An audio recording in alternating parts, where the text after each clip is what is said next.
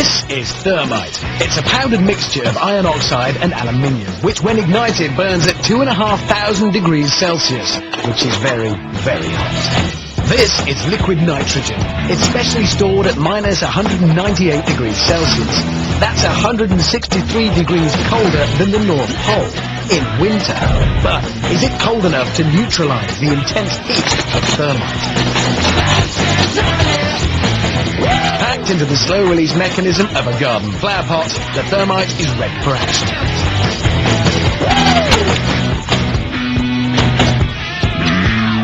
Just light the touch paper and stand well back.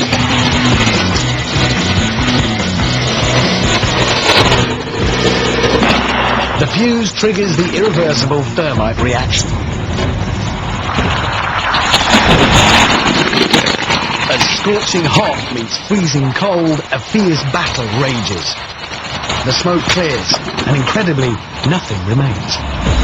As the thermite burns at 2,500 degrees, it releases a raging torrent of molten iron, which rains down upon the liquid nitrogen, boiling the glacial mixture away in a plume of vapor and melting the cylinder, leaving just a puddle of white-hot iron. A clear victory for thermite.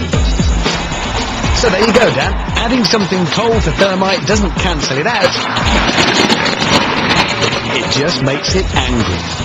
Thermite. You won't like it when it's angry. This is a car.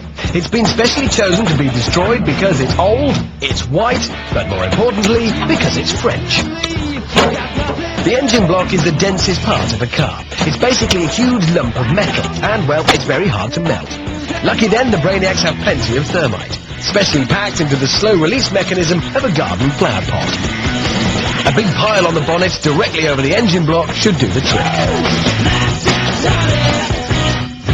Time to light the fuse and give this homage to French engineering the send-off it so richly deserves.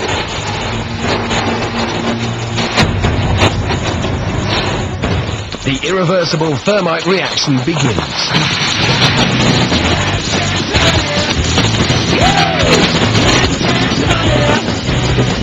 Within seconds, the fiery concoction eats through the bonnet, spraying molten thermite into the engine beneath.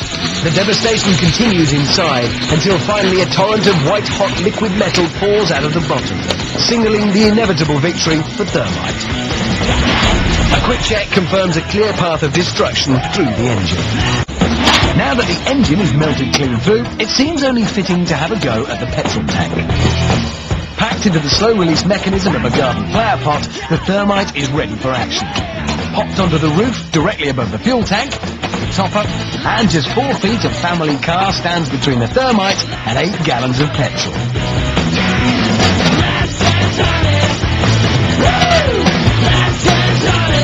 Light the touch paper and stand well back.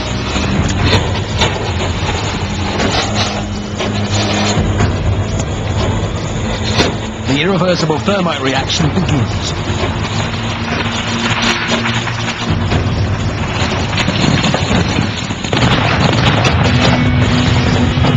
Thermite produces a stream of molten iron which melts through the car in seconds. Its 2,500 degree heat igniting the expanding petrol in a devastating fireball, leaving behind a car that won't be going very far anytime soon.